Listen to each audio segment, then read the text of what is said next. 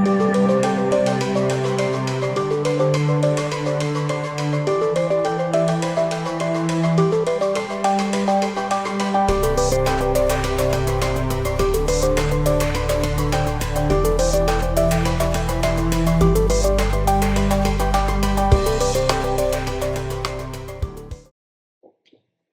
like to call it emancipatory power of unconditional basic income, but we'll come to what basic income itself is. And I feel that India needs it now.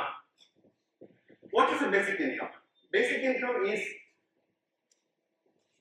an income unconditionally given to all legal residents of the country, without any conditions, without any work requirement, without means testing. Basically, these are the features.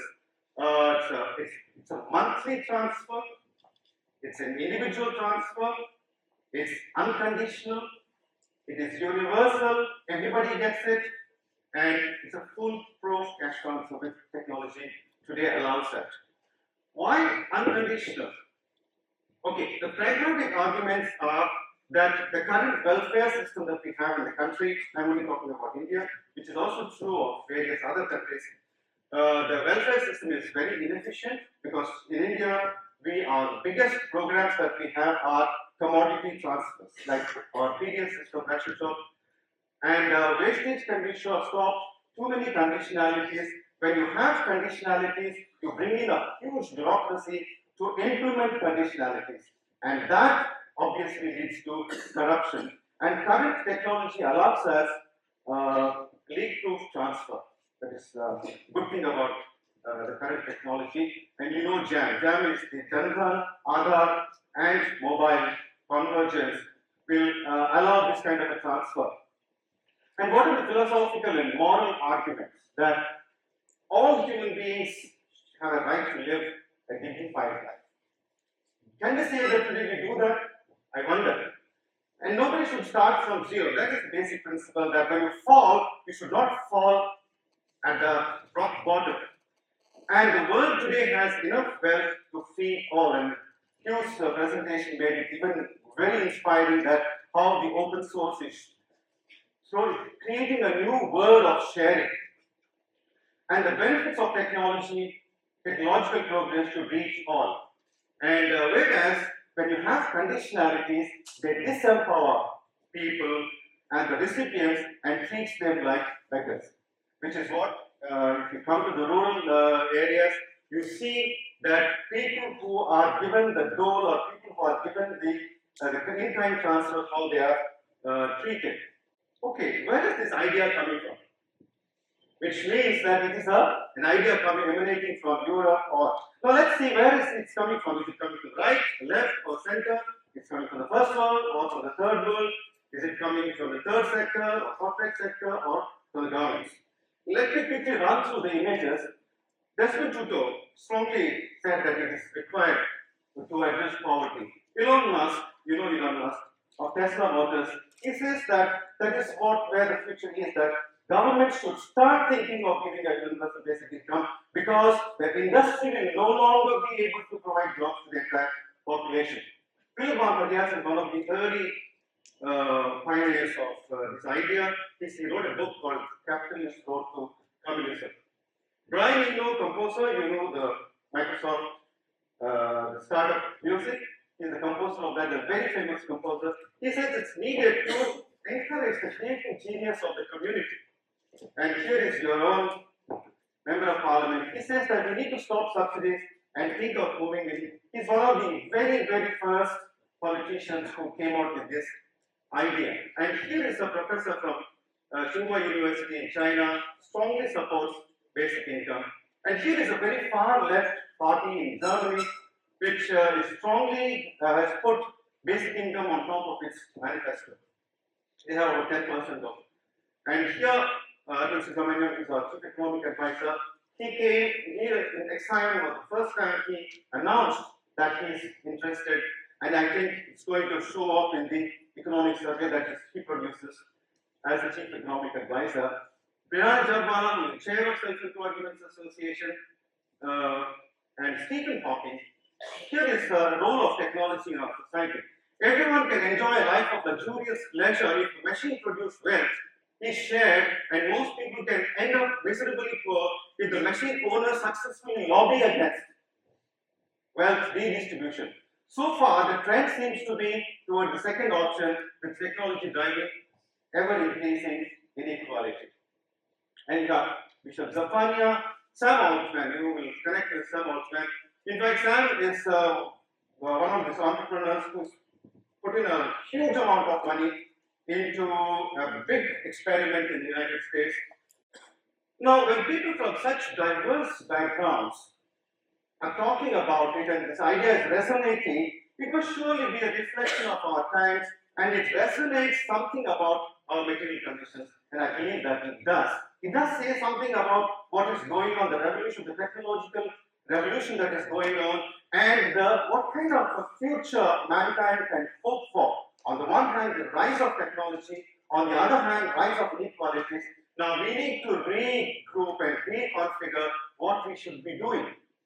Now, coming back to the Indian system, what is wrong with the system? I would like to put it as 3D, which means 3 Ds. One is the design problem.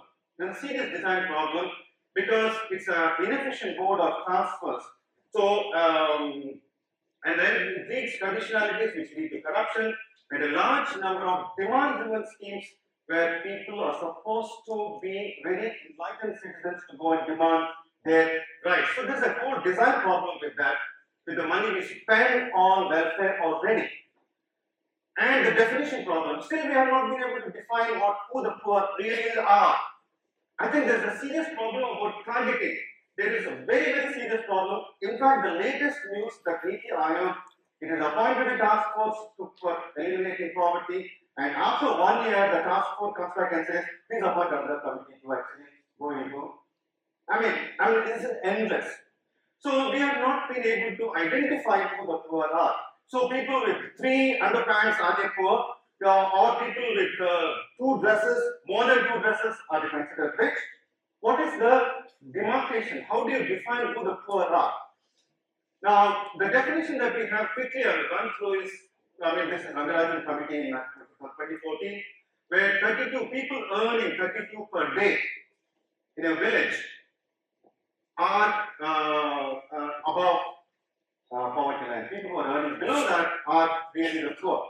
So according to that, 30% of Indian population is poor. Now, the problem with this definition is that it creates huge inclusion errors. What do you mean by inclusion errors? Inclusion errors are people who should not be inside the tent are inside the tent. And exclusion error is people who are supposed to be inside the tent are outside. Which means people who should be recipients of the benefits are not there. Okay, the third D is the delivery problem. How do we deliver how to give? Now, the transmission losses of our previous system, that is public distribution system, is officially accepted as 46%. I mean, can there be a bigger scandal than this? And as a nation, we absorb this and still don't say anything. And government accepts it in its documents. And some economists say, no, it's not 48%. I think these people are exaggerating. That formula was not right, this formula was not right. It's just 42%. Is it any less? That you said 10 kilos and 4 kilos are lost on the way. That is the kind of delivery system we have. There's an erosion of quality.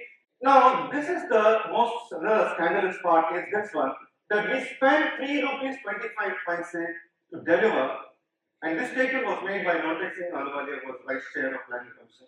He wrote it in the preface of a book that we spent 3 rupees 25 paise to deliver 1 rupee, and 1 rupee is what we were talking about, 40% transmission loss. Can you believe this?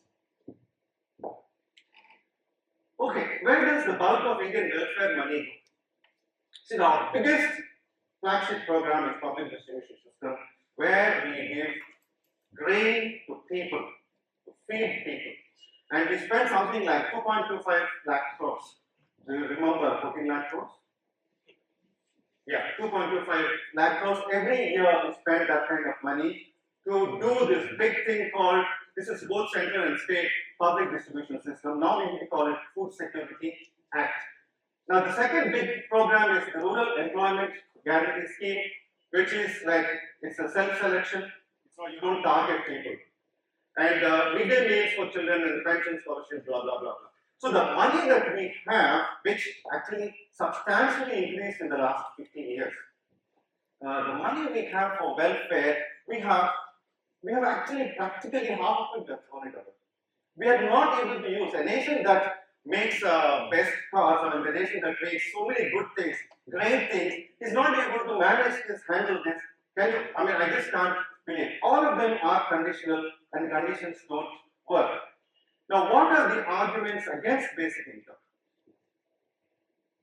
Basic income, they say the poor will take it away, you don't trust it.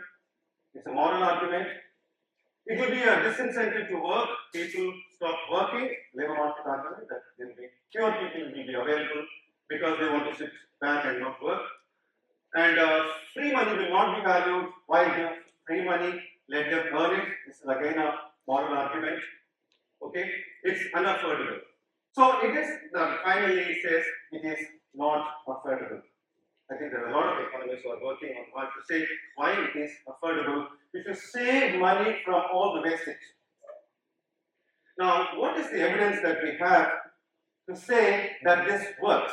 In Madhya Pradesh, SEWA and UNICEF together, I was in the center of that experiment, that we did an experiment in 8 villages and 8 caste villages and 1 tribal villages to see the differences. We actually gave money in some places through their bank accounts, and some in the tribal village where there were no bank accounts and it was not logistically possible to go to a bank, we actually gave them cash. So this was the experiment where you can see this many villages, and this is the kind of money. It was actually not much money, but the annual average amount transferred to the general villages is 16,000, and tribal village is 15,000. We gave 300 rupees per person per month, and for a child, half of it. In the tribal village was like they have barter system coexisting in the cash economy, which means that there was huge scarcity of cash currency. Liquidity was not there. As a result, there is debt bondage, and the debt bondage is that you take a loan from a landlord and then you work for him the whole year and repay it to your labor, which means that during the course of that 1 year, you actually borrow more and you get more and more into the vicious cycle of debt. And then there is whole uncertainty of cultivation and also wage employment. It is this kind of a context in which we actually injected cash into the village. So these are the 5 main BI effects that we have noticed in the study. First is the physical well-being effect. It's about what happens to your food and your illness and all that, what actually happens to physical well-being, and what happens to the living conditions. It's about your assets and your material situation, and then the psychologically, what does it do? Imagine as a student, you get a scholarship for 5 years. I mean, it does something to your mind, doesn't it? We'll see what happened here. And social solidarity effect was the 4th effect we have noticed, and then finally is the Q effect. The physical well-being is that cash is liquidity, and first effects of liquidity on day-to-day choices on food and illness, that people start eating better. Certainly. Because if you see the village context, what am I doing this time? Nobody is watching me. Fine. So, if you see the rural economy, rural household, as far as the grain is concerned, that is what they think. The grain they try to procure for the whole year. And they add whatever 20% or 25% that comes from the public distribution system. But what they buy in retail on a day-to-day basis, weekly basis, are the all other things. So all other things are subject to having cash with them. If they have cash, they'll buy pulses, vegetables, oil, chili and all that. But when they don't have cash, they bring it down so much. So we saw that part actually varying, whereas the grain part is something that they plan for. So if I ask you, you wouldn't know how much your household will consume, how much grain you will consume. But you ask in any of these households in the village, they know. This is 14 quintals, 12 quintals, or 10 quintals, or 8 quintals, and so on. So they give better attention to illness, particularly they have noticed that when they have liquidity, when old people, particularly who have chronic illnesses like hypertension and diabetes, they start taking their medicine more regularly, which otherwise they would not. Okay, those are the small effects that bring a qualitative shift in their life. So the direct effects of liquidity are food grain procurement plans. And yeah, this is what I just explained. The decision to go to the doctor or not, that small little decision is influenced by whether you have your 100 rupees in your pocket or not. Now, living conditions, if you have chronic indebtedness, you shift, this is the shift we have seen, you shift from, it's not that you completely stop borrowing, you shift from the harsher, high interest rate sources of borrowing to softer sources of borrowing, which is you borrow from your neighborhood. And when your neighbor and your relative knows that you are going to get every month, so your credibility or your credit worthiness also increases. Then the pooling of BI is common in the sense that the entire family puts it all together. When you say 300 rupees, it means doesn't mean much. But in a context where there is scarce, when 8 people with tribal villages, normally the average size is about 6 to 6 and 6.5. So when they all put together, it means something definitely to them. So the amount increases and it's significant for a poor household, an acquisition of productive assets or convert a non-productive asset. So often we say when you give a basic income, people will work less. But in this case, one particular finding was very poignant that we asked in the beginning, in the baseline survey, we asked them that what is your main occupation? About 60% of them said that my main occupation, the more time I spend on as a wage laborer, and 40% of my time I spend as cultivator. I have 2 big or 3 big or 4 big of that.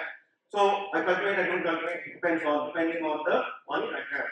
But then in the final analysis or the final survey we did after 18 months, after 12 months, actually the thing turned, the perception that I spend more time on my farm and less time as a wage laborer, which was quite interesting because it actually counters the thesis that people work less. People started working more. The psychological effect, okay, it's actually, one most important thing is that it plays with your time horizon. When you get a basic income, your time increases, you think of a longer term, which otherwise you would not. Then social solidarity effect, the cumulative, this is where I will stop. The cumulative effect is that the emancipatory value is far superior to the monetary value because of all these different processes coming together. They may come, they may not come together, but when they come together, you see a positive upward spiral. Moral of the story is, it's important for us to believe that essentially people have a deep desire to get out of their poverty and misery, which otherwise we don't think so. If given an opportunity, most people are capable of taking themselves up by their vision. Basic income is there an opportunity. Thank you.